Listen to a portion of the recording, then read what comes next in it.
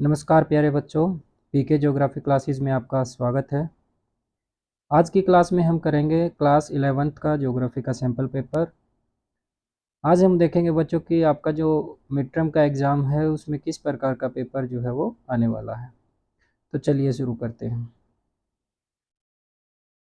आज का जो सैम्पल पेपर हमने लिया है वो आपका लास्ट ईयर 2022-23 का मिड टर्म का एग्ज़ाम है। 2022-23 में जो ज्योग्राफी का एग्ज़ाम हुआ था बच्चों, उसको हमने सैम्पल पेपर के रूप में लिया है।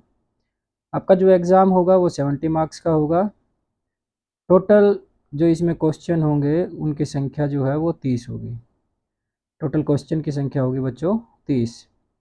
सभी जो प्रश्न हैं उनके अंक उनके सामने दिए गए हैं। ABCD करके इसमें 4 जो है सेक्शन बांटे गए हैं। 1 से 17 तक जो है आपके मल्टीपल चॉइस क्वेश्चन है या वस्तुनिष्ठ क्वेश्चन है, 1 नंबर के क्वेश्चन होंगे। 18 और 19वां जो क्वेश्चन है बच्चों वो आपका स्रोत बेस्ड है, यानी कि सोर्स बेस्ड है। आपको कोई पैराग्राफ या कोई डायग्राम दी गई होगी, उसमें से आपसे क्वेश्चन पूछे गए होंगे। ये दोनों क्वेश्चन आपके 3 नंबर के हैं। इसके अलावा ग जो सेक्शन है, सी जो सेक्शन है, उसमें 20 से लेकर के 23 तक जो है आपके क्वेश्चन पूछे गए हैं, जो 3-3 अंक के हैं। आपको 60 से 80 शब्दों में उसको लिखना है, यानी कि आपको लगभग एक साइड का जो आपका पेज है उसको भर देना है। इसके आगे अगर हम बात करें खंड घ की या डी सेक्शन की, तो वहाँ पर 24 से 28 तक 5 क्वेश्चन दिए गए हैं जो 5-5 अंक के हैं। इनका जो आंसर है आपको 120 से 150 अक्षर शब्दों में लिखना है। और लास्ट के 2 क्वेश्चन की बात करें आपके 29 और 30, जो 29 और 30 जो आपके क्वेश्चन है बच्चों वो है आपके मैप पर आधारित। मैप पर आपको कुछ लोकेशन या फिर कुछ विशेषताएं दी गई होंगी जो आपको मैप पर ढूंढनी है। 29वां क्वेश्चन आपके वर्ल्ड मैप का है और 30वां क्वेश्चन आपका भारत के मानचित्र पर आधारित है। दोनों ही मैप क्वेश्चन पेपर में आपको दिए गए हैं जो आपको भरने हैं और उसको पार करके बाद में आपको अपनी आंसर बुक में लगा देना है। इसके अलावा आप अपने क्वेश्चन को स्ट्रॉन्ग बनाने के लिए स्टेंसिल का इस्तेमाल कर सकते हैं, लेकिन स्टेंसिल जो है आपको वैसी स्टेंसिल इस्तेमाल करनी है जिसके ऊपर राज्यों के नाम, और अगर हम बात करें वर्ल्ड मैप के स्टेंसिल की तो उसके ऊपर देशों या महाद्वीपों महासागरों के नाम नहीं लिखे होने चाहिए। तो बगैर नाम लिखे गए जो स्टेंसिल है आप उनका इस्तेमाल कर सकते हैं। इंग्लिश में लगभग हमने हिंदी इंग्लिश मिक्स की है, तो इंग्लिश की बात करें 30 क्वेश्चन है। सभी के मार्क्स जो हैं वो दिखाए गए हैं। ABCD 4 सेक्शन है, 1 से 17 मल्टीपल चॉइस है या ऑब्जेक्टिव टाइप है, 1-1 नंबर के हैं। 18-19 सोर्स बेस्ड है जो 3-3 नंबर के हैं। 20 से 23 जो हैं वो शॉर्ट आंसर टाइप है जो 3-3 नंबर के हैं। और 24 से 28 लॉन्ग आंसर टाइप जो कि 5 नंबर का है। उसके बाद 2 क्वेश्चन आपके मैप के हैं और मैप आपको लगा देना है। तो आइए आपका क्वेश्चन पेपर शुरू करते हैं।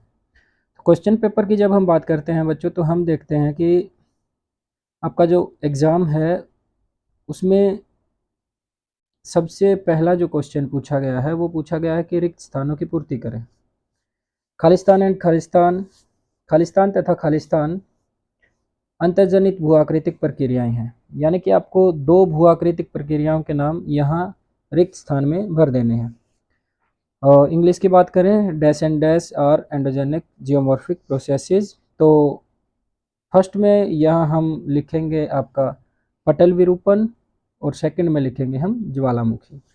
तो हमें पता है कि बच्चों जो ज्वालामुखी है और जो पटल विरूपण की प्रक्रियाएं हैं वो आपकी अंतर्जनिक भू-आकृतिक प्रक्रियाओं में आती हैं। अगले क्वेश्चन की अगर हम बात करते हैं बच्चों, अगला क्वेश्चन है निम्नलिखित में से भूवैज्ञानिक काल मापक्रम का में कौन युग से संबंधित नहीं है। तो यहाँ पर जो पर्मियन है वो भूवैज्ञानिक काल मापक्रम में युग से संबंधित नहीं है। अगले क्वेश्चन की बात करें, क्वेश्चन नंबर 3 पूछा गया है कि निम्नलिखित में से किस क्वेश्चन नंबर 3 आपसे पूछा गया है कि निम्नलिखित में से किस मापने का प्रयोग भूकंप की गहनता को मापने के लिए किया जाता है। तो यहाँ आपका आंसर होगा बच्चों मर्केली स्केल।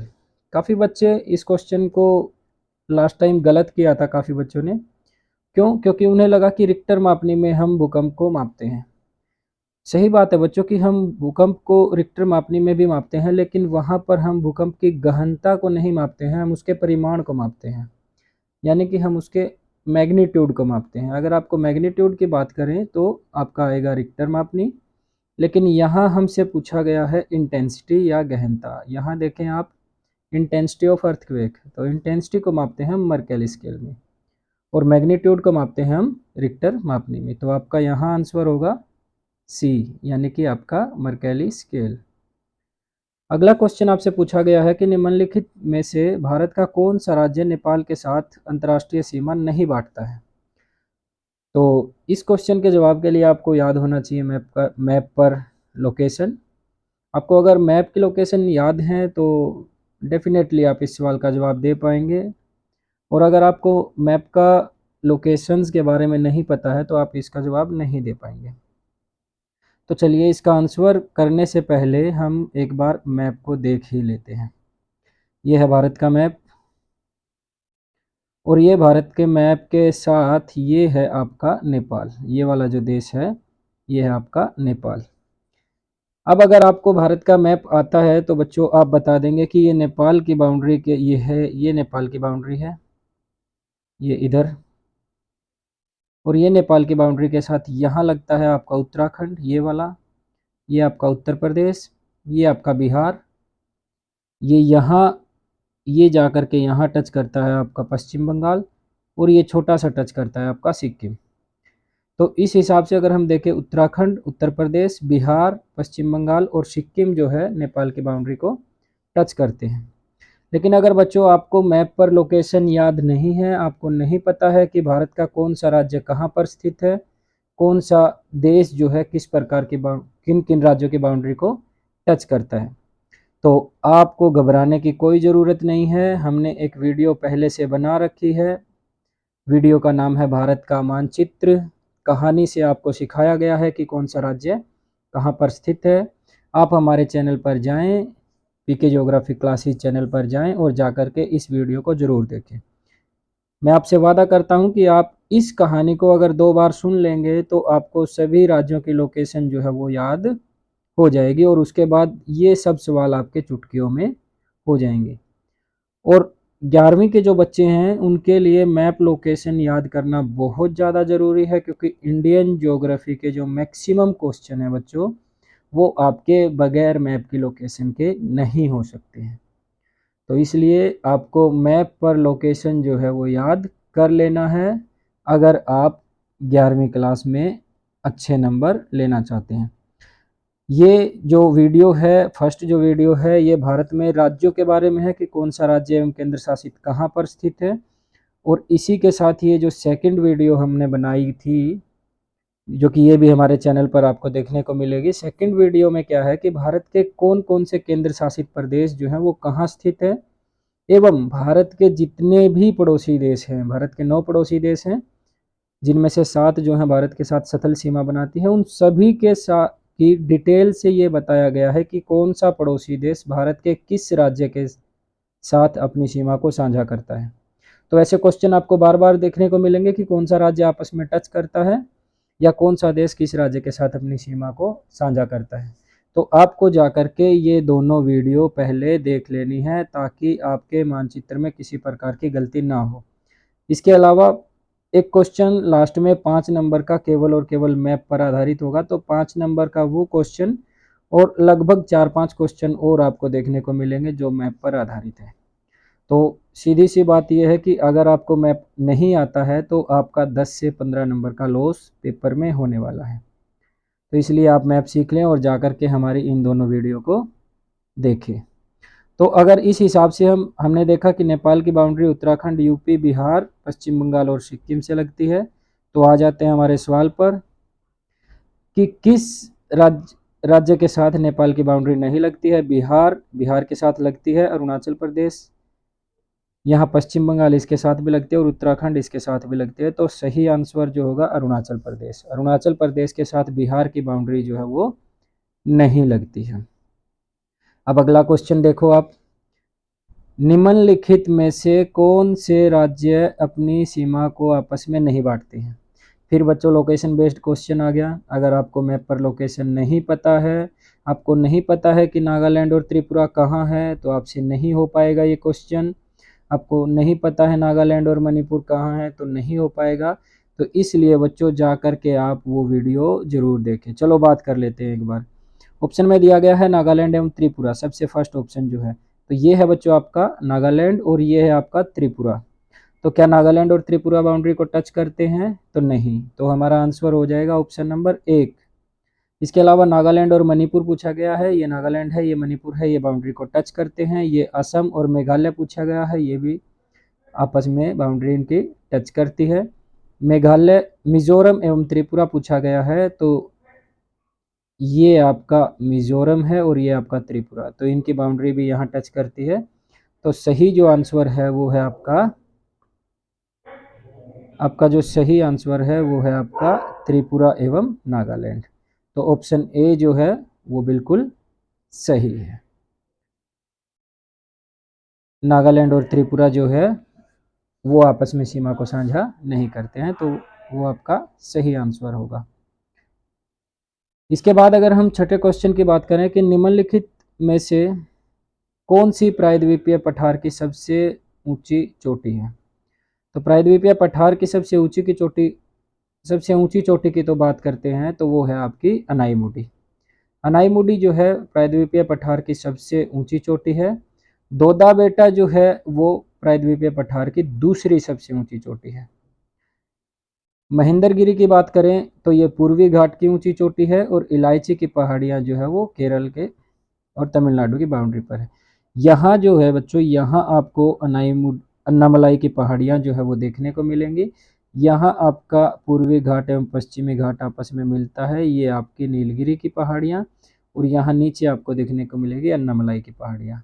और अन्नामलाई की पहाड़ियों यहाँ देखने को मिलेगी आपको अन्नामलाई की पहाड़ियाँ यहाँ। और ये अन्नामलाई की पहाड़ियाँ जो है बच्चों, यही अन्नामलाई की पहाड़ियों की सबसे ऊंची चोटी है आपकी अनाईमुडी, जो कि दक्षिण भारत की सबसे ऊंची चोटी है। इसके बाद अगला क्वेश्चन है, खालिस्तान आपको भरना है। इसकी अगर हम बात करते हैं, यहाँ लिखा है कि खालिस्तान यामियोत्तर भारत की मानक यामियोत्तर है। इसका मतलब ये पूछा गया है कि कौन सी मानक रेखा के से भारत का समय जो है वो मापा जाता है। वो है आपकी 82.5 डिग्री पूर्व, या इसको हम 82 डिग्री 30 मिनट पूर्व लिख सकते हैं। तो 82 डिग्री 30 मिनट पूर्व जो है वो आपकी मानक यामियोत्तर है। तो इसको भी अगर हम मैप पर देखना चाहें, इंडियन ज्योग्राफी के मैक्सिमम क्वेश्चन आप मैप की सहायता से कर सकते हैं। जैसे कि अगर हम बात करें भारत के पश्चिमी किनारे की, ये जो है आपका 68 डिग्री 7 मिनट, पूर्वी किनारा आपका 97 डिग्री 25 मिनट। तो समय के निर्धारण के लिए भारत के बीचों बीच से एक देशांतर रेखा को लिया गया है, और भारत के बीचों बीच से यहाँ आपकी एक देशांतर रेखा जो है वो गुजरती है, जो कि आपका 82.5 डिग्री 30 मिनट पूर्व से होकर गुजरती है। तो इसे ही भारत की मानक समय रेखा कहा जाता है। अगर कोई पूछे तो ये भारत के 5 राज्यों से होकर के गुजरती है। ये आपका उत्तर प्रदेश, फिर मध्य प्रदेश, फिर छत्तीसगढ़, उड़ीसा और आपके आंध्र प्रदेश। तो अगर आपको मैप पर लोकेशन याद है तो आप ये सवाल बिल्कुल आसानी से कर पाएंगे। हो सकता है कि अब की बार आपसे क्वेश्चन पूछा जाए कि मानक समय रेखा किन 5 राज्यों से होकर के गुजरती है। तो आपको याद रखना है कि मानक समय रेखा जो है वो भारत के निम्नलिखित 5 राज्यों से होकर के गुजरती है: उत्तर प्रदेश, मध्य प्रदेश, छत्तीसगढ़, उड़ीसा और आंध्र प्रदेश। तो अगर आपको मैप पर लोकेशन याद होगी तो आपके ये सवाल जो है वो आसानी से हो जाएंगे। अगला क्वेश्चन है कि आपको बताना है कि निम्नलिखित में से कौन सा युग्म सुमेलित नहीं है। क्वेश्चन को अच्छे से पढ़ें बच्चों, कि यहाँ पर नहीं पूछा गया है। कई बार हम इस नहीं पर ध्यान नहीं देते हैं और हमारा क्वेश्चन जो है वो गलत हो जाता है। यहाँ पर कुछ ब्रांचेस दी गई हैं और अध्ययन का आधार हमें दिखाया गया है। आपसे पूछा गया है कि किस शाखा में क्या चीज़ें हम पढ़ते हैं। अगर हम बात करें जलवायु विज्ञान की, तो जलवायु विज्ञान में हम जलवायु के तत्व पढ़ते हैं, ये बिल्कुल सही है। मृदा भूगोल में हम मृदा वितरण एवं उपयोग की बात करते हैं, ये भी बिल्कुल सही है। जल विज्ञान के अंतर्गत हम जल के वितरण एवं उपयोग की बात करते हैं, लेकिन यहाँ दिया गया है जलवायु, तो इसका मतलब ये आपका सही नहीं है और हमसे पूछा गया है कि कौन सा सही नहीं है, तो सी होगा आपका राइट आंसर। अगर हम डी की बात करें भू आकृति विज्ञान, तो भू आकृतियों का क्रम विकास जो है इसके अंतर्गत देखा जाता है, तो आपका सही आंसर होगा यहाँ पर सी। अगले क्वेश्चन की हम बात करें बच्चों, तो यहाँ पर आपको ठीक मिलान करना है। एक तरफ आपको दिए गए हैं भू आकृतिक कारक यानी कि जियोमॉर्फिक एजेंट, और एक तरफ आपको दी गई हैं सतलाकृतियाँ। आपको ये बताना है कि कौन सा एजेंट कौन सी सतलाकृति जो है वो बनाता है। तो अगर हम प्रवाहित जल यानी कि नदी की बात करें या बहते हुए जल की बात करें, तो हमें पता है कि वी आकार की घाटी जो है प्रवाहित जल के द्वारा बनाई जाती है, यानी कि पहले का आएगा बी, तो बी तो यहाँ भी है और यहाँ भी है, तो इसका मतलब हमें और आगे जाना पड़ेगा। अगला है भौमजल। भौमजल जो है बच्चों वो आपका बनाता है कंदराएं। आपको पता है पानी रिस करके नीचे चला जाता है और चूने की चट्टानों को खोखला कर देता है, तो वहाँ पर निर्माण होता है कंदराओं का। तो सेकंड का होगा ए, तो इसका मतलब सेकंड का होगा ए, तो आपका ग जो है वो राइट आंसर होगा। एक बार फिर देख लेते हैं। हिमनद जो है वो यू आकार की घाटी बनाता है और पवन जो है आपकी पलाया बनाता है। पवन जो है वो मरुस्थल में आपकी ज़्यादा प्रभावशाली होती है और पलाया जो है मरुस्थल में पाई जाने वाली झीलें होती है। तो इस प्रकार आपका राइट आंसर होगा बच्चों ग या फिर सी, पहले के साथ बी, दूसरे के साथ ए, तीसरे के साथ डी और चौथे के साथ सी। अगला क्वेश्चन है, ये भी ठीक मिलान करने का है। आपको एक साइड हिमालय दिया गया है, हिमालय के अलग अलग भाग दिए गए हैं और दूसरी तरफ उसकी कोई कैरेक्टरिस्टिक दी हुई है। आपको दोनों का मिलान करना है कि कौन सी चीज़ें कहाँ पाई जाती हैं। एक पे दिया गया है हिमाचल हिमालय, तो हमें पता है कि बच्चों हिमाचल हिमालय में हमें भोटिया जनजाति जो है वो देखने को मिलती है। हमने पढ़ा था कि हिमाचल हिमालय जो है हिमाचल और उत्तराखंड में आपको देखने को मिलता है, और उत्तराखंड में जो है भोटिया जनजाति आपको देखने को मिलेगी। तो हिमाचल हिमालय की जो प्रवृत्ति है वहाँ पर आपको भोटिया जनजाति देखने को मिलेगी। तो पहले का सी यहाँ भी है, यहाँ भी है और यहाँ भी है। दूसरे की बात करें दार्जिलिंग हिमालय, तो दार्जिलिंग हिमालय जो है वहाँ पर आपको द्वार देखने को मिलता है। हमने पढ़ा था कि द्वार वो घाटियाँ होती है जो शिवालिक एवं लघु हिमालय के बीच में पाई जाती हैं, और इन घाटियों को हम पूर्व में द्वार एवं पश्चिम में इनको दून कहते हैं। जैसे कि पश्चिम में दून की बात करते हैं तो हम देहरादून, पूर्व में द्वार की बात करते हैं तो जैसे आपका हरिद्वार। तो दार्जिलिंग हिमालय की विशेषता यहाँ पर है द्वार, तो यहाँ भी है, यहाँ भी है और यहाँ भी है। अरुणाचल हिमालय की अगर हम बात करते हैं तो बेटा नागा जनजाति, क्योंकि अरुणाचल हिमालय में आपको नागा जनजाति देखने को मिलती है। और पूर्वी पहाड़ियों में आपको लोकटक झील, यानी कि पूर्वी पहाड़ियाँ जो है आपकी वो भारत में उत्तर से दक्षिण जो आपके मणिपुर, मिजोरम, नागालैंड इन राज्यों में फैली हुई है। और हमें पता है लोकतक जो झील है वो आपको मणिपुर में देखने को मिलती है, तो मतलब चौथे का आंसर होगा डी। तो इस प्रकार अगर हम देखें तो ख जो है वो आपका राइट आंसर होगा। पहले का सी यानी कि दार्जिलिंग हिमाचल हिमालय की बात करें तो भोटिया, दार्जिलिंग हिमालय में आपका द्वार, अरुणाचल में आपकी नागा जनजाति और पूर्वी हिमालय पहाड़ियों में लोकतक झील आपको देखने को मिलेगी। अगले क्वेश्चन की बात करें तो यहाँ पर कथन एवं कारण दिया गया है।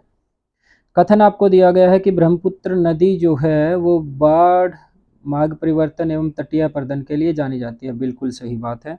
असम से होकर के ये बहती है और बांग्लादेश में चली जाती है, और असम में बहुत ज़्यादा बाढ़ जो है आपको ब्रह्मपुत्र घाटी में देखने को मिलती है। ये बिल्कुल सही है। क्या कारण सही है? कारण की बात करते हैं। यह नदी पूरा वर्ष भारी वर्षा प्राप्त करती है। बिल्कुल गलत बात। भारत में बारिश जो है वो मानसूनी होती है, तो इसलिए भारत में 2 से 3 महीने ही ज़्यादा बारिश आपको देखने को मिलेगी। तो यहाँ पूरे वर्ष भर बहुत तेज़ बारिश, बहुत ज़्यादा बारिश नहीं देखने को मिलती है, तो ये आपका जो है गलत है। इस हिसाब से अगर हम देखें तो हमारा राइट आंसर होगा कि ए सही है और गलत है। तो हमारा राइट आंसर होगा सी, ए सही है और गलत है। अगले क्वेश्चन की बात करें तो यहाँ लिखा है प्रशांत महासागर को रिंग ऑफ फायर कहा जाता है। बिल्कुल सही बात है बच्चों, प्रशांत महासागर को रिंग ऑफ फायर कहा जाता है। ये कथन था, कारण देख लेते हैं। कारण में लिखा कि प्रशांत महासागर के किनारे सक्रिय ज्वालामुखी के अक्षेत्र हैं। बिल्कुल सही बात है, दोनों ही सही हैं बच्चों, और कारण जो है वो कथन की व्याख्या भी करता है, तो इसलिए ए जो है आपका सही आंसर होगा। अगला क्वेश्चन है, निम्नलिखित नदियों को उत्तर से दक्षिण के क्रम में लगाएं। तो इन नदियों को अगर हम उत्तर से दक्षिण के क्रम में लगाते हैं तो सबसे ऊपर आएगा बच्चों आपका सिंधु। अगर आपको मैं फिर कहूँगा, अगर आपको मैप पर लोकेशन याद है, अगर मेरे पास मैप है तो मैं बात करता हूँ, तो यहाँ अगर हम बात करते हैं बच्चों, ये यहाँ से आपकी सिंधु नदी निकल करके इस तरीके से पाकिस्तान में चली जाती है, तो ये हमारे लद्दाख रीजन से होकर के बहती है। उसके बाद इसी की एक सहायक नदी है बच्चों ब्यास, जो कि हिमाचल से निकलती है और सतलुज में मिलती है और आगे जाकर के पाकिस्तान में सिंधु नदी में जाकर मिल जाती है। यमुना नदी जो है उत्तराखंड से निकलती है, जो कि गंगा की सहायक नदी है, हमारी दिल्ली की बाउंड्री के साथ टच होकर के वो जाती है, और इलाहाबाद में यहाँ गंगा नदी में, ये आपकी मान लो गंगा नदी है, तो गंगा नदी में इलाहाबाद जा कर के मिल जाती है। कुछ ये अगर गंगा नदी है तो कुछ इस तरीके से यमुना नदी जा कर के मिल जाती है, और बेतवा जो है वो यमुना की सहायक नदी है। तो इस प्रकार अगर हम देखें तो सबसे ऊपर आपकी सिंधु, फिर आपकी ब्यास, फिर आपकी यमुना और अंत में आपकी बेतवा। तो चलें क्वेश्चन के हिसाब से देखते हैं क्या क्वेश्चन में क्या पूछा गया है। क्वेश्चन जो था बच्चों आपका वो यही है कि हमें नदियों का क्रम लगाना है, सिंधु, यमुना, ब्यास और बेतवा। तो हमने देखा सबसे ऊपर सिंधु, उसके बाद आपकी ब्यास, फिर यमुना और बेतवा।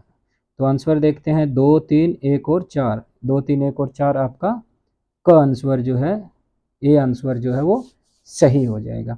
तो आपको लोकेशन जो है वो मैं बार बार कहता हूँ कि बच्चों इंडिया का मैप आपको आना बहुत ज़रूरी है। तो अगर आपको मैप नहीं आता है तो बच्चों 15 मिनट आपको केवल लगेंगी, जाकर के वीडियो को ज़रूर देखें, कहानी सुनें। मैं कहता हूँ कि आप बिल्कुल बोर नहीं होंगे और आपको मैप जो है वो बिल्कुल हमेशा के लिए याद हो जाएगा। चलो हम अगले क्वेश्चन की बात करते हैं। निम्नलिखित भू आकृतियों को उनके विकास क्रम में व्यवस्थित करें। तो आपको 4 भू आकृतियाँ दी गई हैं और आपको ये बताना है कि कौन सी शुरुआत में बनेगी और कौन सी अंत में। यहाँ पर दिया गया हमें विसर्प, वी आकार की घाटी, जलोढ़ पंख और कैनियन।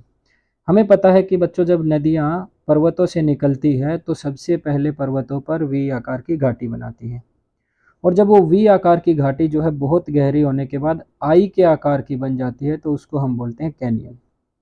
तो इसका मतलब शुरुआत में आएगा आपका सेकंड, फिर आएगा आपका फोर्थ। और जब नदियाँ पहाड़ों से मैदानों में उतरती है तो अपने साथ लाए गए मलबे को जमा कर देती है, जिससे बनता है आपका जलोढ़ पंख। और मैदानों में जाकर के नदियाँ जो है बच्चों वो टेढ़ी मेढ़ी इस तरीके से चलती है, जिसको हम बोलते हैं मियांडर्स। तो इस प्रकार अगर हम देखें तो सही आंसर होगा आपका 2, 4, 2, 4, 3 और 1। तो यहाँ आपका 2, 4, 3 और 1, इसका मतलब ए जो है वो आपका राइट आंसर होगा। यहाँ एक क्वेश्चन पूछा गया है कि आपको कुछ विशेषताएं दी गई है और उसके बाद सवाल पूछा गया है। यह एक उबड़ खाबड़ भूतल है, बिल्कुल सही। यहाँ पर अनुदैर्ध्य रेतीले टीले पाए जाते हैं और बरखान, रेत के टीले और बरखान पाए जाते हैं बच्चों। यहाँ पर वार्षिक वर्षा 150 मिलीमीटर से कम है, यानी कि 15 सेंटीमीटर से कम। और परिणाम स्वरूप यहाँ पर शुष्क व वनस्पति रहित, यानी कि यहाँ पर वनस्पति नहीं पाई जाती है, पेड़ पौधे नहीं पाए जाते हैं। तो भारत की किस भू आकृति खंड का की विशेषताएं परिलक्षित है? तो बच्चों जहाँ पर वनस्पति नहीं होती, जहाँ पर बारिश नहीं होती, जहाँ पर रेत के टीले होते हैं, वो होता है आपका मरुस्थल। तो भारतीय मरुस्थल की ये जो है विशेषताएं बताई गई हैं। सी जो है आपका राइट आंसर होगा। 16वें क्वेश्चन की अगर हम बात करें, वायुमंडल की इस परत के में प्रत्येक 150 मीटर की ऊंचाई पर तापमान 1 डिग्री सेल्सियस से घटता है। ठीक है। जैविक क्रिया के लिए यह सबसे महत्वपूर्ण संस्तर है। तो बच्चों, जो शोभ मंडल है आपका वायुमंडल की, जब हम बात करते हैं संरचना की, तो हम उसको अलग अलग लेयर्स में बांटते हैं, और सबसे निचली जो लेयर है बच्चों, वो है आपकी शोभ मंडल। और शोभ मंडल में जैसे जैसे हम ऊपर उठते हैं, ऊंचाई के साथ तापमान में कमी आती है, और हर एक 165 मीटर की ऊंचाई के बाद 1 डिग्री तापमान जो है वो कम हो जाता है। तो इस प्रकार यह जो क्वेश्चन, यह जो विशेषताएं दी गई है, वो है आपकी शोभ मंडल की। तो बी जो है वो आपका सही जवाब होगा। उसके बाद ये बात करता है कि पृथ्वी का आकार भू-आब है। बिल्कुल हमें पता है कि पृथ्वी जियोइड है, और भू-आब को द्विआयामी में परिवर्तन करने का समाधान लेखाचित्रीय या गणितीय रीति से निर्मित प्रक्षेपण द्वारा किया जाता है। ठीक है। तो भूगोलवेत्ता को किस विषय में निपुण होना चाहिए?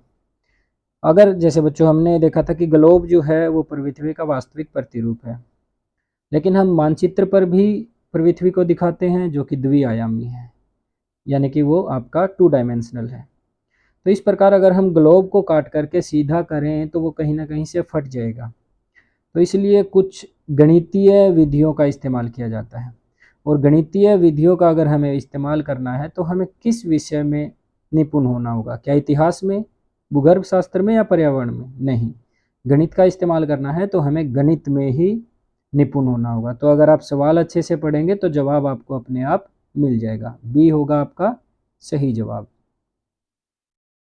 इस प्रकार ये आपके 17 मल्टीपल चॉइस क्वेश्चन खत्म हुए, और अगला जो क्वेश्चन है वो है आपका सोर्स बेस्ड।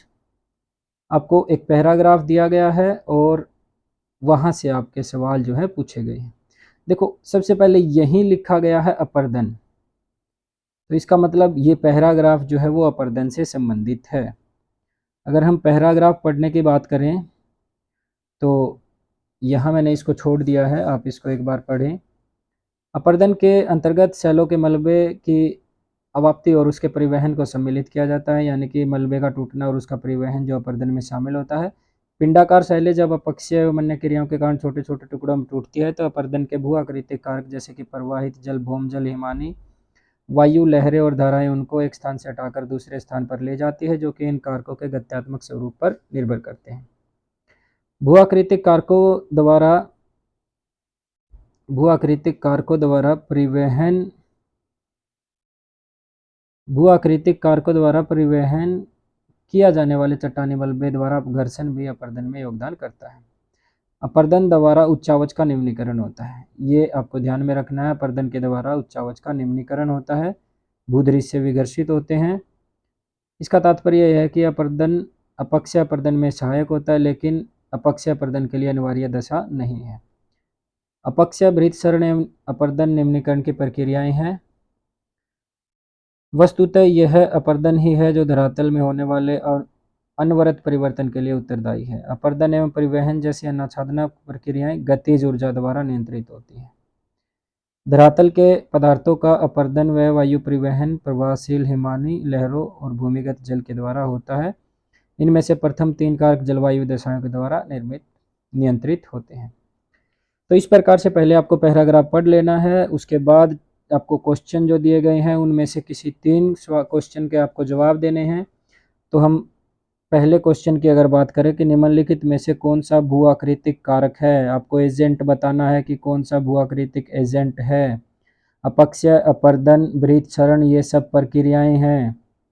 तो जो हमारा एजेंट होगा बच्चों वो होगा वायु। तो आपका सही आंसर यहाँ पर होगा वायु, जो है वो आपका भू आकृतिक कारक है। अगला आपसे पूछा गया है कि उच्चावच के निम्नीकरण के लिए कौन सी प्रक्रियाएं उत्तरदायी है। तो यहाँ जब हम पढ़ रहे थे, यहाँ तो अपक्षय, बृहत्सरण एवं अपर्दन निम्नीकरण की प्रक्रियाएं हैं। तो ऑप्शन में जो आपको दिया गया है इनमें से केवल अपर्दन दिया गया है, निक्षेपण और गुरुत्वाकर्षण जो है वो निम्नीकरण की क्रियाएं नहीं हैं, तो यहाँ पर आएगा आपका अपर्दन। तीसरा आपसे पूछा गया है कि अपर्दन प्रक्रिया को निम्न में से कौन नियंत्रित करता है। तो अगर आपने पैराग्राफ सही से पढ़ा हो तो यहाँ लिखा है अपर्दन एवं परिवहन जैसी अनाच्छादन प्रक्रियाएं गतिज ऊर्जा के द्वारा नियंत्रित होती है। तो सही आंसर होगा आपका गतिज ऊर्जा। अगले क्वेश्चन की बात करें, निम्नलिखित में से कौन सा जलवायु कारक द्वारा नियंत्रित नहीं होता है। तो यहाँ इन्होंने दिया है कि अपर्दन एवं परिवहन द्वारा वायु, यहाँ लिखा है कि वायु, प्रवाहशील जल, हिमानी लहरें और धाराएं, भूमिगत जल द्वारा अपर्दन होता है। इनमें से पहले 3 जलवायु दिशाओं द्वारा नियंत्रित होते हैं, यानी कि वायु, परिवहित जल और हिमानी, वो तीनों जलवायु दशाओं द्वारा नियंत्रित होते हैं, बचे हुए नहीं होंगे। आंसर चलो यहाँ देखते हैं। हाँ, इन्होंने पूछा कि नहीं होता है, वायु होता है, हिमानी होता है और प्रवाहशील जल भी होता है। तो भूमिगत जल जो है वो आपका जलवायु कारक द्वारा नियंत्रित नहीं होता है। आगे फिर आपको एक पैराग्राफ दिया गया है, आप इस पैराग्राफ को वीडियो पॉज करके पढ़ सकते हैं। चलो हम आंसर की बात करते हैं, क्वेश्चन आंसर की। 4 क्वेश्चन दिए गए हैं, आपको कोई 3 करने हैं। यहाँ पूछा गया है कि भारतीय मरुस्थल किस काल में समुद्र का हिस्सा था। पैराग्राफ की पहली ही लाइन में लिखा है कि मेसोजोइक काल में यह समुद्र का हिस्सा था। तो आपका आंसर हो जाएगा ए, यानी कि मेसोजोइक। मरुस्थल में पाई जाने वाली सतलाकृति नहीं है, तो बरखान टीले, बालू छत्र टीले और छत्रक जो है सतलाकृति है, लेकिन लूनी नदी जो है वो कोई सतलाकृति नहीं है, बल्कि वो एक एजेंट है। तो यहाँ पर लूनी नदी आपका सही आंसर होगा। यह पूछा गया है कि पलाया क्या है। अगर आपको आता है तो बहुत अच्छी बात है, अगर नहीं आता है तो आप पैराग्राफ को पढ़ें। और यहाँ लिखा है कि यहाँ नदियाँ झील या पलाया में मिल जाती है, इन पलाया झीलों का जल खारा होता है। तो आंसर होगा आपका लवण झील, आपका बी जो है वो आपका सही आंसर होगा, लवण झील, यानी कि खारा पानी की झीलें। और यहाँ पूछा गया है कि मरुस्थल में कौन सी नदी बहती है। तो अभी हमने बताया कि लूनी जो नदी है वो मरुस्थल में बहती है। तो इस प्रकार आप पैराग्राफ को पढ़ें, सारे के सारे आंसर पैराग्राफ में दिए गए हैं। अगर आप उसके बाद क्वेश्चन को पढ़ें और अगर फिर भी समझ में नहीं आता है तो एक बार फिर से आप पैराग्राफ को देखें। अभी हम बात करते हैं बड़े क्वेश्चन की, जो आपके 3-3 नंबर के जो क्वेश्चन हैं उनकी। यह पूछा गया कि भारत के आकार ने इसे विशिष्ट भौगोलिक विविधता प्रदान की है। बिल्कुल सही बात है। कोई 3 बिंदु हमें बताने हैं कि वो कौन कौन से 3 बिंदु हैं जो भारत को विशिष्ट भौतिक विविधता, हमें भौतिक विविधता बतानी है। तो बच्चों अगर हम इसकी बात करते हैं तो चलो हम देखते हैं, यहाँ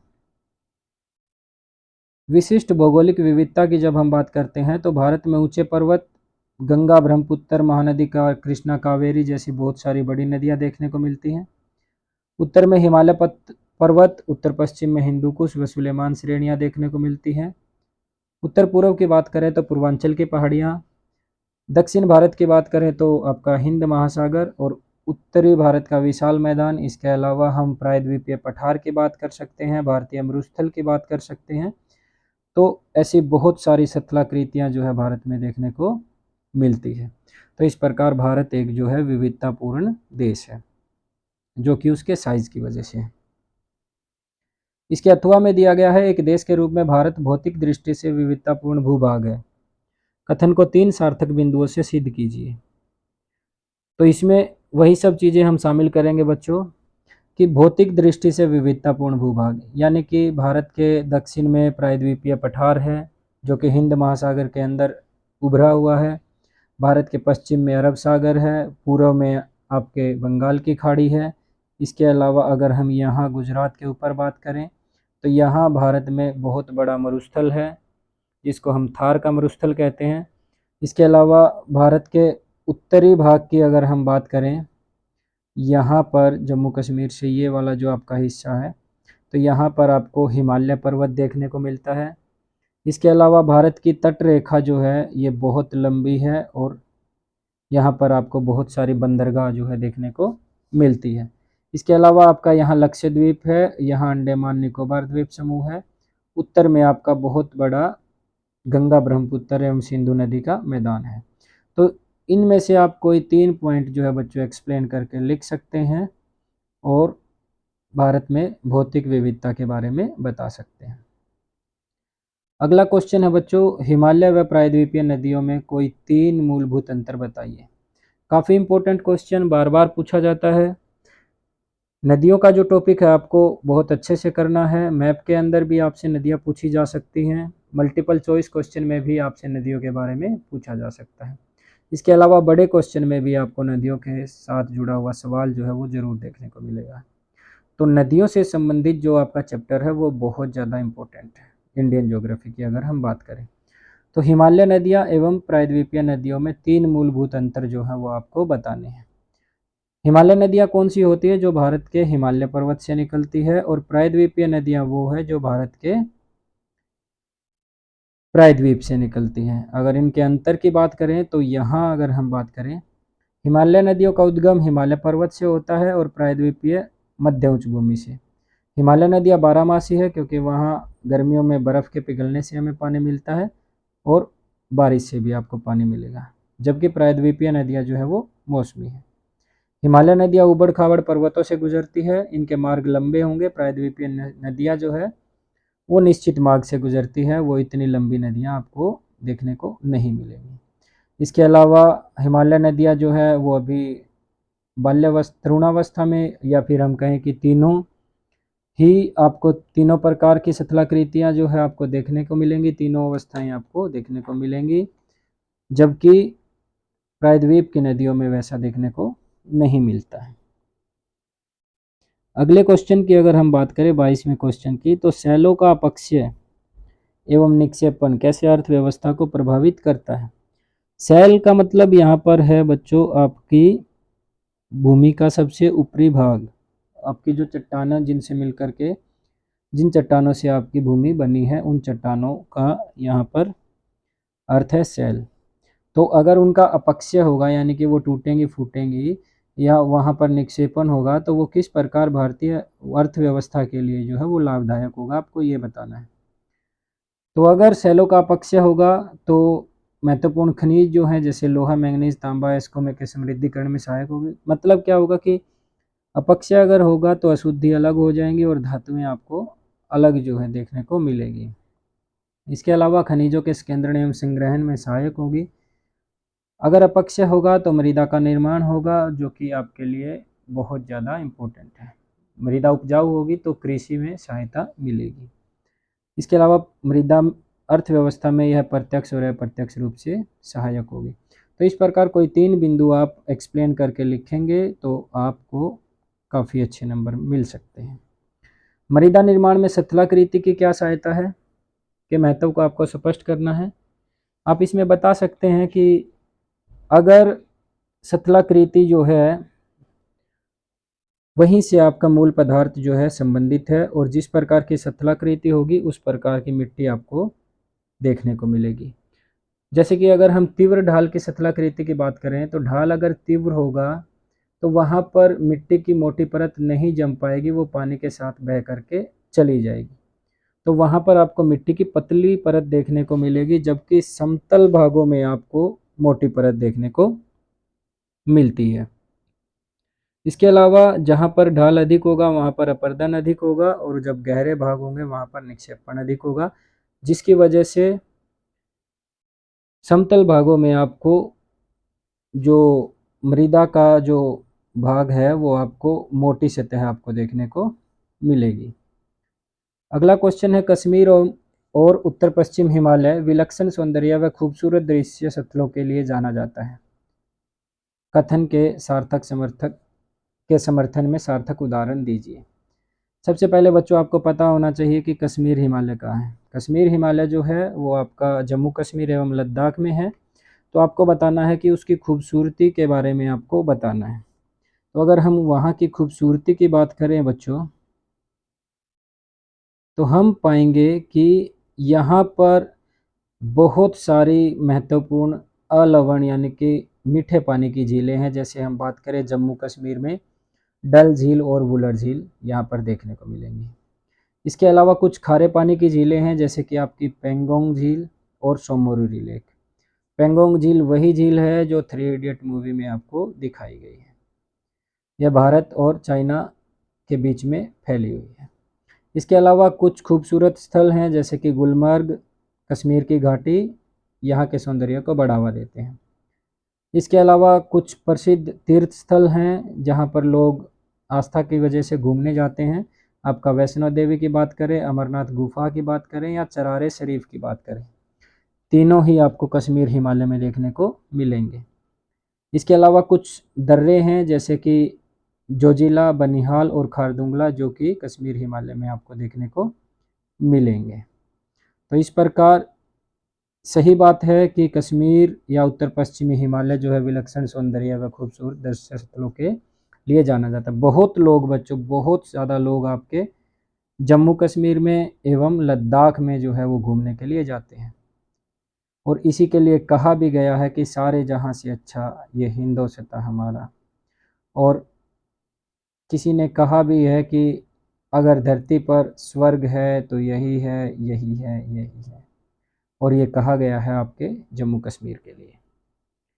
अगले क्वेश्चन की अगर हम बात करें, अगला क्वेश्चन है आपका, गोदावरी नदी तंत्र की किन्हीं 5 विशेषताओं का उल्लेख कीजिए। अभी मैंने आपको बताया था कि नदियों से संबंधित जो टॉपिक है वो बहुत इंपॉर्टेंट है। गोदावरी की अगर हम बात करें तो बेटा वो प्रायद्वीपीय नदी है। यहाँ महाराष्ट्र में आपके नासिक से निकल करके जाकर आपकी आंध्र प्रदेश में यहाँ जाकर के डेल्टा का निर्माण करती है। तो एक बार देख लेते हैं कि इसकी कौन कौन सी विशेषताएं जो है आपको देखने को मिलती हैं। गोदावरी सबसे बड़ा प्रायद्वीपीय नदी तंत्र है। इसे दक्षिण गंगा के नाम से जाना जाता है। अगर उत्तर में बात करें तो गंगा नदी जो है सबसे बड़ा नदी तंत्र है। अब ये दक्षिण में सबसे बड़ा है तो इसको दक्षिण गंगा के नाम से जाना जाता है। महाराष्ट्र में नासिक जिले से निकलती है और बंगाल की खाड़ी में गिरती है। अब आपको बच्चों लोकेशन अगर याद है तो आपको पता होगा कि किन किन राज्यों से यह नदी या इसकी सहायक नदियां जो है वो गुजरती हैं। तो यह नदी एवं इसकी सहायक नदियां महाराष्ट्र, मध्य प्रदेश, छत्तीसगढ़, ओडिशा और आंध्र प्रदेश राज्यों से गुजरती हैं। तो फिर मैं आपको कहूँगा कि मैप आपको करना बहुत ज़्यादा ज़रूरी है। इसकी सहायक नदियाँ हैं बच्चों वेनगंगा, पेनगंगा, इंद्रावती, प्राणहिता और मंजरा। आपको इसकी सहायक नदियों को याद कर लेना है, क्योंकि मल्टीपल चॉइस में पूछा जा सकता है कि इनमें से कौन सी गोदावरी की सहायक नदी नहीं है। गोदावरी एक सुदृश्य प्रपात की रचना करती है एवं इसके डेल्टाई भाग में नौ संचालन संभव है। नौ संचालन का यहाँ मतलब है कि इस नदी में आपकी जो नौकाएं हैं उनको चलाया जाता है। 25वें क्वेश्चन की बात करें कि मुख्य उच्चावच लक्षणों के आधार पर प्रायद्वीपीय पठार को वर्गीकृत कीजिए। दक्कन पठार के प्रमुख की मुख्य विशेषताओं का उल्लेख कीजिए। जब आप सेकंड चैप्टर पढ़ते हैं तो आप देखते हैं कि वहाँ पर प्रायद्वीपीय पठार के बारे में बताया गया है। और प्रायद्वीपीय पठार को जब हम अलग अलग भागों में बांटते हैं तो हम देखते हैं कि इसे मुख्य तौर पर 3 भागों में बांटा जाता है। दक्कन का पठार, मध्य उच्च भूमि और उत्तर पूर्वी पठार। अब हमें क्वेश्चन में पूछा गया है कि दक्कन के पठार की विशेषताएं बताएं। तो 3 भागों में बांटने के बाद हम दक्कन के पठार की विशेषताएं बताएंगे। दक्कन के पठार की अगर हम बात करें तो ये जो भाग है बच्चों, ये है आपका दक्कन का पठार। ये तो यहाँ अगर हम बात करें तो इसके पश्चिम में यहाँ पश्चिमी घाट आपको देखने को मिलेगा। यहाँ पश्चिमी घाट, पूर्व में ये आपका पूर्वी घाट, उत्तर में आपकी सतपुड़ा, मैकाल एवं महादेव। ठीक है। पश्चिमी घाट को महाराष्ट्र में हम सह्याद्री के नाम से जानते हैं। कर्नाटक में और नीलगिरी में हम इसको कर्नाटक में इसको नीलगिरी और केरल में हम इसको अन्नामलाई के नाम से जानते हैं। इसके अलावा अगर हम कहें कि प्रायद्वीपीय पठार की सबसे ऊंची चोटी की बात करें तो अनाईमुडी है, जो कि पश्चिमी घाट की अन्नामलाई की पहाड़ियों में आपको देखने को मिलेगी। इसके अलावा पूर्वी घाट जो है वो अविरत नहीं है, यानी कि वो लगातार नहीं है, वो टुकड़ों में बटा हुआ है। क्यों? क्योंकि कावेरी नदी, महानदी, कृष्णा नदियों ने इसको बीच बीच में, मान लो यहाँ है तो इसको अपर्दित कर दिया है, इसको घिसा दिया है। इसके अलावा यहाँ कुछ पहाड़ियाँ हैं, आपको पूर्वी पठार में आपको कुछ पहाड़ियाँ जो है वो देखने को मिलती है। यहाँ तमिलनाडु में आपकी जावदी, आंध्र प्रदेश में नल्लामलाई और उड़ीसा में आपकी महेंद्रगिरी। तो ये कॉन्टिन्यूअस न होकर बच्चों बीच बीच में ये घिसा हुआ है, अपर्दित हो चुका है। अगले क्वेश्चन की बच्चों अगर हम बात करें, या इसी में अथवा दिया गया है, अथवा की अगर हम बात करें बच्चों, दार्जिलिंग व सिक्किम हिमालय की किन्हीं 5 विशेषताओं का उद्धरण कीजिए।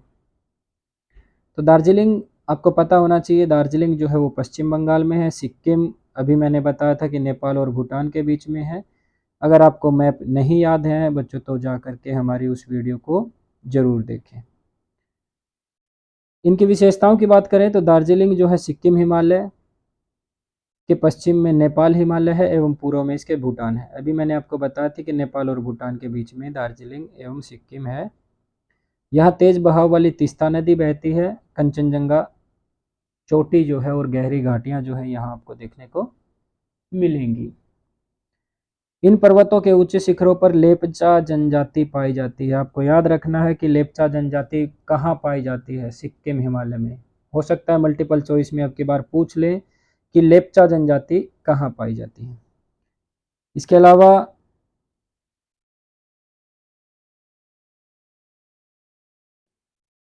अलावा आपसे पूछा गया है कि यहाँ अंग्रेजों ने चाय के बागान बनाए। हमें पता है कि आप ऐड में जब टीवी भी देखते हैं, चाय की कोई भी ऐड सुनते हैं तो बार बार बोला जाता है कि आसाम व दार्जिलिंग के बागानों की चाय। तो दार्जिलिंग जो है वो चाय के बागान जो है वो दार्जिलिंग एवं सिक्किम हिमालय की पहचान है। इसके अलावा हमने पीछे मल्टीपल चॉइस क्वेश्चन में भी किया था कि यहाँ पर द्वार स्थलाकृतियाँ देखने को मिलती है और यहाँ बहुत सारे सुंदर सुंदर स्थान आपको देखने को मिलेंगे।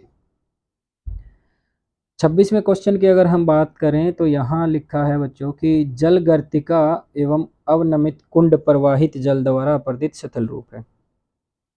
तो जो भू आकृतियों का चैप्टर हमने किया था तो वहां से ये क्वेश्चन आया हुआ है और हमें बोला गया है कि ये अपर्दित सतल रूप हैं। एजेंट का नाम है प्रवाहित जल यानी कि नदी, और आकृतियां हैं अवनमित कुंड और जल गर्तिका। तो इनकी अगर हम बात करें बच्चों तो हम देखेंगे कि जल गर्तिका जो है पहाड़ीय क्षेत्रों में नदी तल में अपर्दित छोटे चट्टानी टुकड़े छोटे गर्तों में फंसकर वृत्ताकार रूप में घूमते हैं, जिसे हम जल गर्तिका कहते हैं।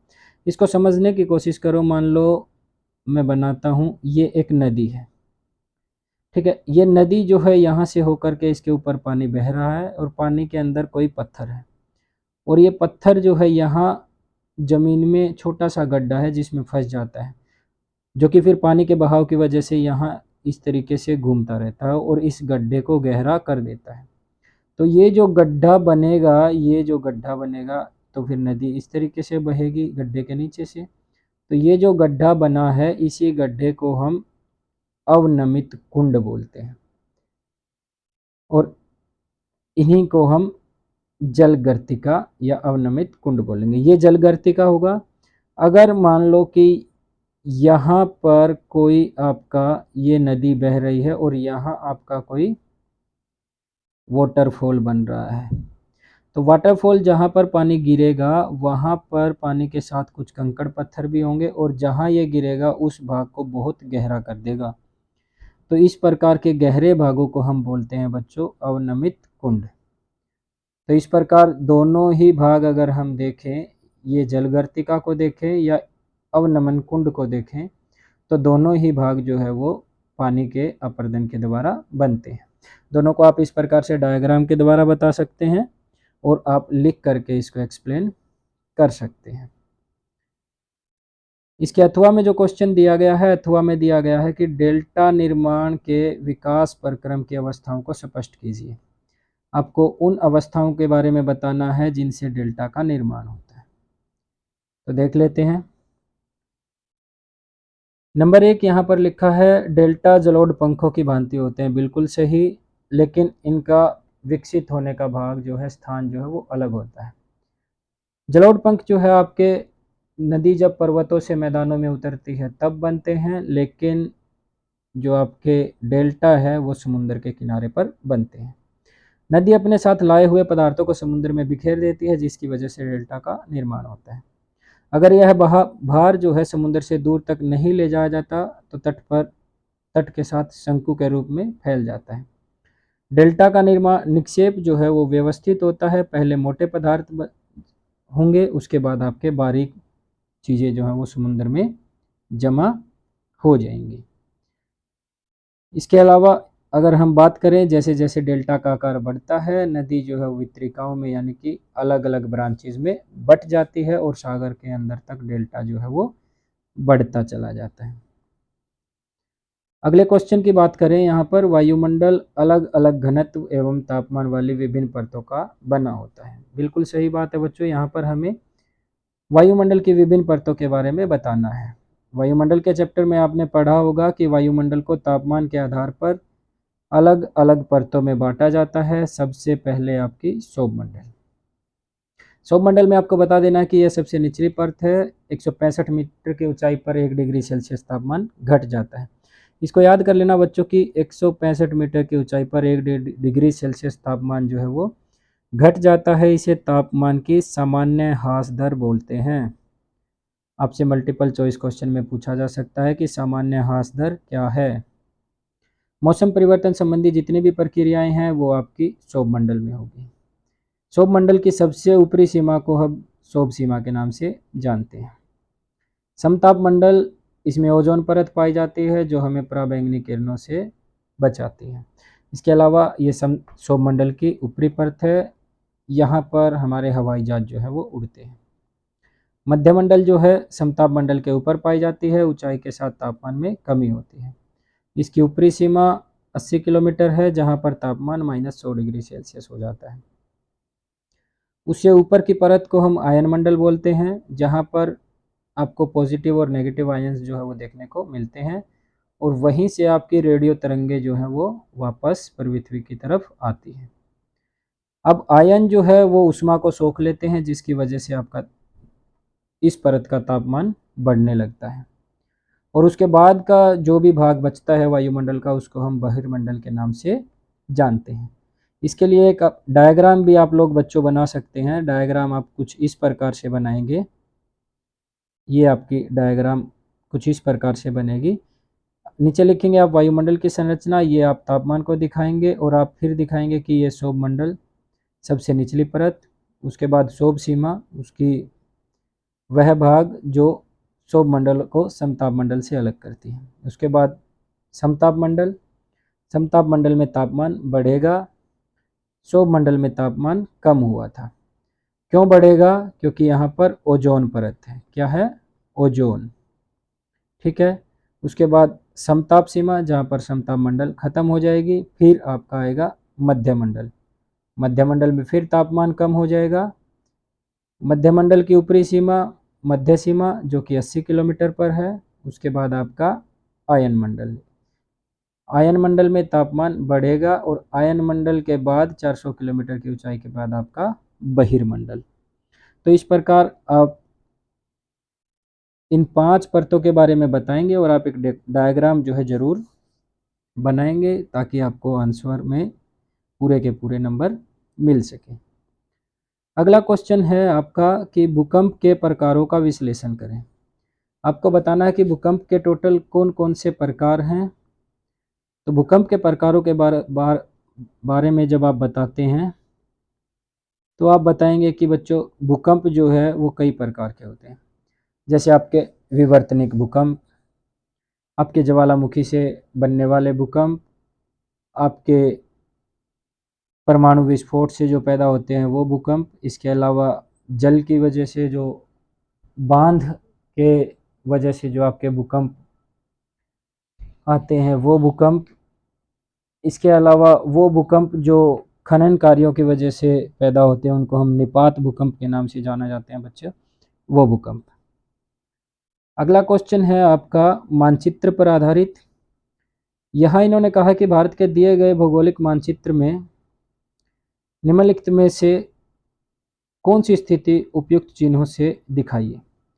आपको बताना है अरुणाचल प्रदेश की राजधानी। हमें पता है कि बच्चों अरुणाचल प्रदेश की राजधानी ईटानगर है, लेकिन क्या आपको पता है कि अरुणाचल प्रदेश है कहाँ? अगर आपने मेरी लोकेशन याद करने वाली मैप की वीडियो देखी है तो आपको पता होगा कि यहाँ अरुणाचल प्रदेश है। तो ये अगर अरुणाचल प्रदेश है तो हम यहाँ एक डॉट लगाएंगे अरुणाचल प्रदेश में और हम यहाँ लिख देंगे ईटानगर और क्वेश्चन का नंबर लिख देंगे। क्वेश्चन नंबर क्या है हमारा 29.1। 29.1 लिख करके हम लिख देंगे ईटानगर। अगला क्वेश्चन है वुलर झील किस केंद्र शासित प्रदेश में है? अभी हमने पढ़ा था कि वुलर झील जो है वो जम्मू कश्मीर में है, तो यहाँ है आपका जम्मू कश्मीर और ये होगी आपकी वुलर झील। यहाँ लिख देंगे हम 29.2 और नीचे लिख देंगे वुलर झील। ठीक है, 29.2 वुलर झील।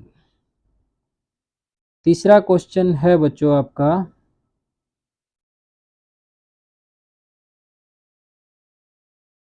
मालवा का पठार कहाँ है?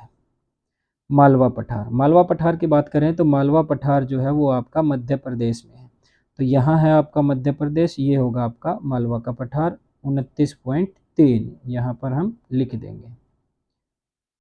चौथा है आपका महानदी। अभी हमने थोड़ी देर पहले पढ़ा था कि नदियाँ जो है वो बहुत इम्पोर्टेंट है। उड़ीसा में यहाँ आपकी है बच्चों महानदी। उसके बाद अगला जो क्वेश्चन है वो है कंचनजंगा पर्वत चोटी कहाँ है?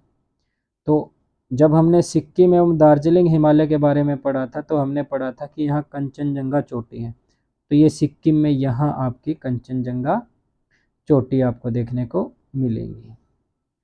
तो इसलिए अगर आप अब समझ पा रहे होंगे कि बच्चों हमारे लोकेशन को जानना कितना ज़रूरी है। अगले क्वेश्चन की बात करें नीलगिरी पहाड़ियाँ, तो मैंने अभी ऊपर किसी क्वेश्चन में शायद बताया था कि पूर्वी एवं पश्चिमी घाट जो है यहाँ नीलगिरी की पहाड़ियों में आकर के मिलती है, तो यहाँ आप निशान लगाएंगे और आप लिख देंगे नीलगिरी की पहाड़ियाँ। और अंतिम जो है आपको 7 दिए गए हैं बच्चों, इनमें से आपको केवल कोई 5 करने हैं, लेकिन मैं आपको 7 के 7 बताऊंगा। उड़ीसा की राजधानी, अगर आपको पता है कि उड़ीसा कहाँ है तो हमने अभी महानदी लगाया था, यहीं उड़ीसा से गुजरती है और महानदी के यहाँ उड़ीसा में आपकी राजधानी भुवनेश्वर आपको देखने को मिलेगी। तो 29वें क्वेश्चन के बाद हम 30वें क्वेश्चन पे आ जाते हैं और यहाँ पर वर्ल्ड का मैप दिया गया है जिसमें आपको कुछ लक्षण दिखाने हैं। ए जहाँ पर मैप में लिखा है वो एक विवर्तनिक प्लेट है, आपको उस प्लेट का नाम लिखना है। तो यहाँ दिखा है, यहाँ आपके लिखा हुआ है ए, तो आपको इस प्लेट का नाम बताना है। तो बच्चों यहाँ ये जो नीचे है ये जो है ये इंडो ऑस्ट्रेलियन प्लेट है। यहाँ एक छोटी प्लेट है जिसको हम यहाँ जो छोटी प्लेट है उसको हम फिलीपींस प्लेट के नाम से जानते हैं। और ये जो ए जो लिखा है फिलीपींस प्लेट और इंडो ऑस्ट्रेलियन प्लेट के बीच में है, इसको हम बोलते हैं कैरोलिन प्लेट। क्या बोलते हैं?